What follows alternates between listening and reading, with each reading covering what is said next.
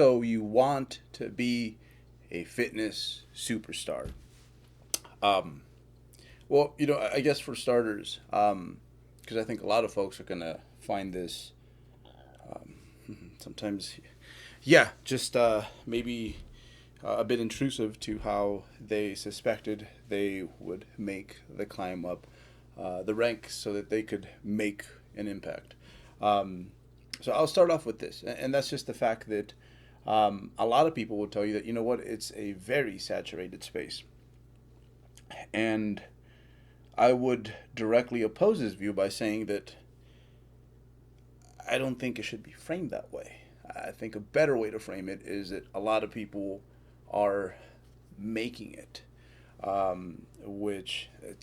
that's a good thing, right? It means the pie is quite large, it keeps getting larger, and you want yourself a piece of that fitness pie, um, that fitness influencer pie. And I'm not talking about those like cheesecakes that people post that are like low carb, no fat. They look like dried up lake beds.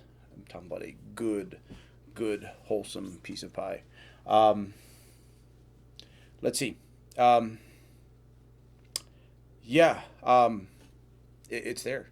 It's there. And when I first started doing this, I didn't really know necessarily what I was working towards because everyone kept telling you there was no money in bodybuilding, especially competitive bodybuilding. There was no money in especially natural bodybuilding. But all I knew is that I had a passion for this. Like, spent more time than I cared to admit just researching. Like the information wouldn't come to me as fast as I'd like during those days. Yeah, things didn't move quite as fast, but I'd spent a lot of my free time just hitting the books. The other chunk of my free time, hitting the weights, and yeah, just overall, just clocking in the hours, man. And then eventually, it kind of came organically. But I didn't necessarily have an idea of what that final destination was going to be like, what the fitness space was going to look like in 1, 2, 3, 4. A lot of us couldn't see this whole internet thing, this social media, which has been it's got its small print, but it's also been quite helpful when it comes to the fitness industry, right? Um, so I didn't know what I was aiming for, but I knew that I was working hard and I was working hard towards something, and that, if that eventually would pay off. Those were my hopes, but you don't have to have it that way. Like, you kind of can look out there and kind of get a general idea of what it is that you want. And I think now more than ever, the fitness space is just a lot more inclusive. And what I mean by that is, so a lot of this just comes from, like, believe it or not, like the competitive side still kind of impacts, like, everything else. Doesn't mean that you have to be a competitor to get your name out there. Um, what I'm saying is that with a lot of these newer divisions, it's just brought more inclusivity, right? So there's a lot less do you even lifts type of people in this world than there was just 5 years ago, way more than 10 years ago, and I think this is a very good thing. So again, there's almost a niche for everyone to like kind of carve out. Now, I think the issue and the biggest mistake that a lot of folks, I think, make is that they want to make it um, to a post where they can be seen via just like their physique or their lifting abilities. And don't get me wrong, that definitely works for a lot of people, but it's usually going to be either the genetically like very blessed, or or the people who use a super supplementation, so they like, boy, do they stick out, right? Or sometimes it's a combination of both. I'm not saying you can't make it that way if you're very talented as a lifter, but what I am saying is that it's probably not going to be the most likely of ways. And not only that, and I think this is where I'm going to get a little pessimistic when it comes to fitness industry careers. Um, and that's going to be that we just tend to recycle people a lot. For example, if I say Skip LaCour was like top dog at some point, or one of the top dogs, right? Everyone who did the lifting thing, who was just a hardcore gym rat, knew who Skip was. Same thing, especially Jamie Eason, and that was not as long ago as Skip, Jamie Eason was like the it girl, and the majority of you guys out there probably have no idea who Jamie is anymore. So, and we can keep going back and back, and that's just how the fitness industry has always been. Now, if we want to talk about like staying power, because that's what you want, you love this. You probably, if you made it to this channel and this is the side of the fitness industry that you explore, chances are you're probably going to be a lifer, man, right? So, if probably going to be a lifer when it comes to lifting weights and you want to get yourself a piece of that fitness pie, you probably want to do this for, I'd say, a pretty long time, right? Um, the people who tend to stick around the longest tend to be the folks who their primary way of getting around and growing has to do with like what they have up here. So, fantastic example of this is a friend of mine, Lane Norton, who, man, I think I first ran into Lane. This was like 1999, 2000. TeamBodybuilding.com. So there was bodybuilding.com, and then they had this little section here with a forum so that we can just type all that mean shit to each other and insult each other's mothers away from the adults, right? It's like the children's table, right? But worse, right? Because teens, right? But that's where I ran into Lane. This had to be 1999, 2000, somewhere around there. And like to this day, like that dude is still putting it down. And Lane at some point was known for being a terrific bodybuilder, a terrific powerlifter, and he's still pretty darn good at both. He's still a pretty jacked dude, pretty fucking strong, but as those sports have grown, and I think perhaps his interest to some extent has kind of shifted a little bit. I think Lane would still tell you he's still an athlete at heart, but what's kept him around has been this part right here. So if I could give advice to, let's just say, a me 15 years ago who is just this is his calling, this is what he wants to do, this is what just doesn't feel like a job, I'd say kind of sort of what I was doing. It's like, keep enjoying your lifestyle, keep trying to get better, keep working on your own vessel and your own situation, but at the same time I'd say it's like hit the books, hit the books. And you can go to school for this, but also at the same time there's so much more good information. Like, I don't think I would have left the house 15 years ago with everything that's out there and how quickly it just seems to pop up. So do your homework, like get this straight, because that is what's going to separate you as you try to break into the fitness industry. But not only once you've broken in, it's going to help you stay there, especially in an industry where when you are no longer the trendy thing, it's like, we're moving on to the next one. So yeah, man, hit the books.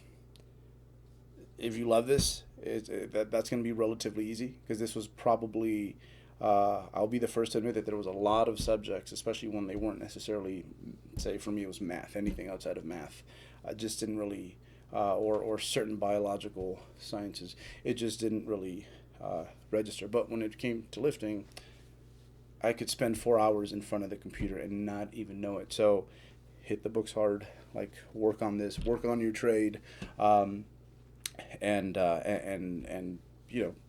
from there, how can I be of service to you, right? I think, humans in general, when you think about it and you compare us to other animals, it's like we're relatively weak and puny, but what separates us is the whole, the brain and our empathy skills. So how can I help you? How can I be of use to you? And that's how you find your niche. That's how you grow.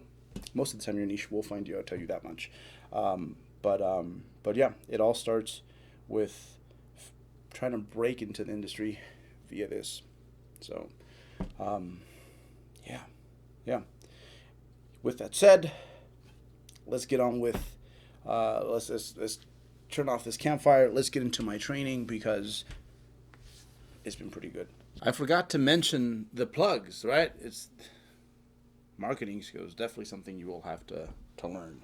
But for reals, down there, link, you have mass, you have the lift and library, you have the muscle and strength pyramids, all things that literally hit those books hard for another for the next 2 years. You will know what it literally took me 10 years and probably a little bit more um, to figure out. So don't take the scenic route. Don't do better than I did.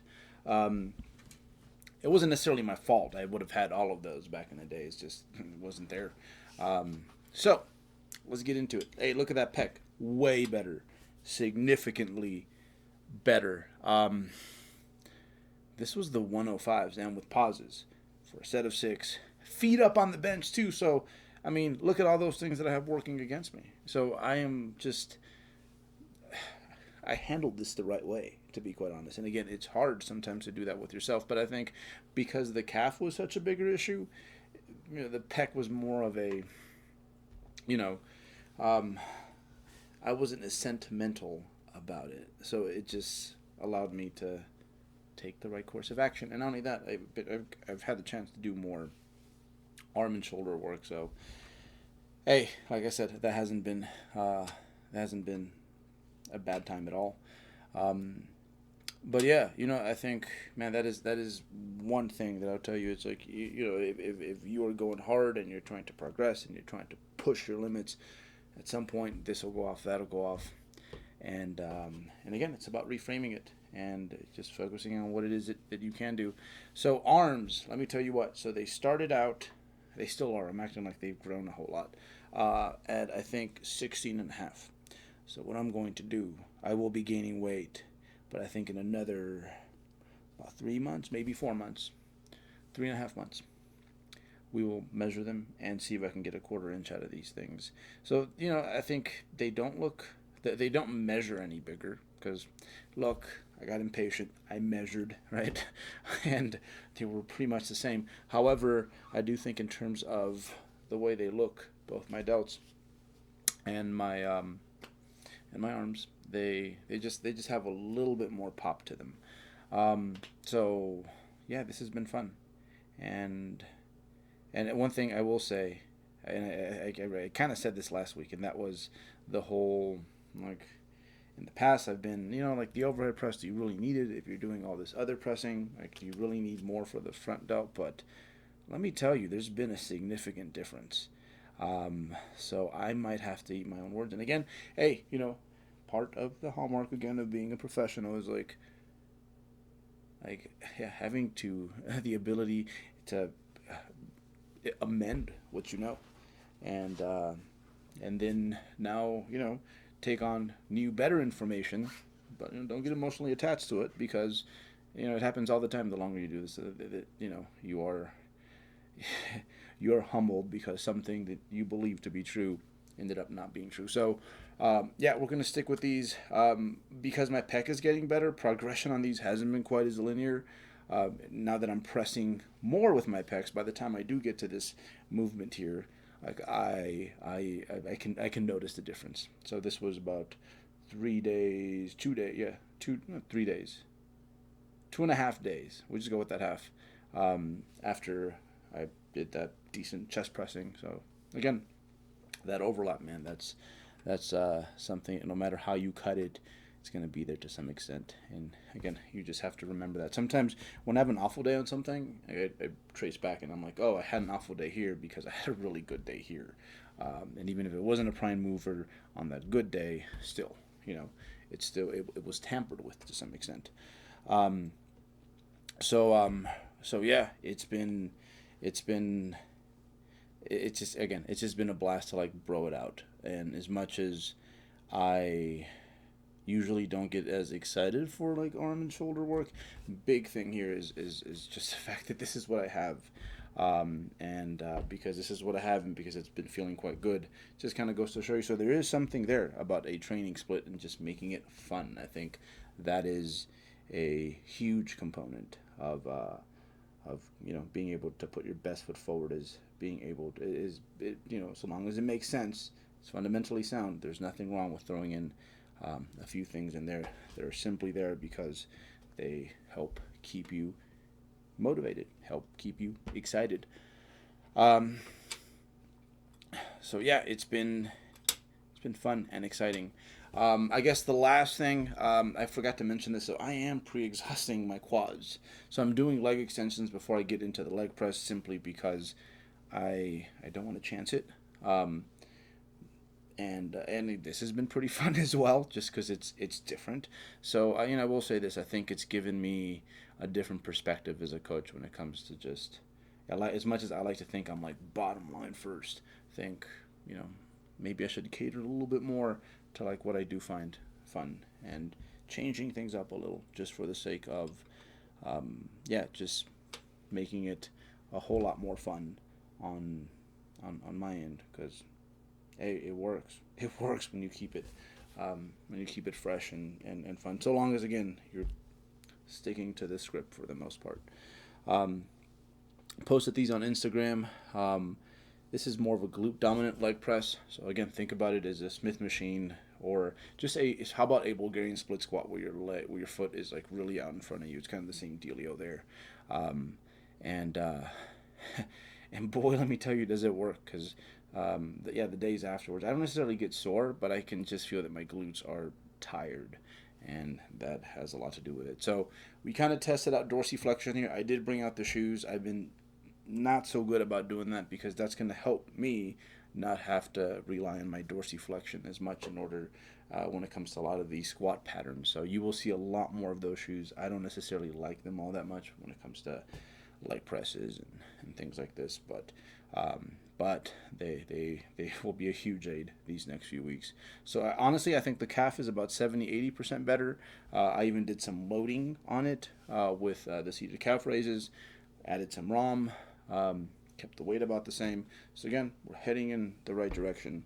So again, more than anything, I'm proud about how I handled this situation because it's a labor of love still to this day. So yeah, when things don't go 100% according to plan, especially when I get hurt, it hits right here. But I knew that in order to get myself back to where I was and start building that momentum up again, I had to be objective and make decisions with this thing here. So that's what I got for you guys this week. Hope this helps you guys. Questions, hit me up down there, and I'll come by and yap it up with y'all for a minute. All right. See y'all next week.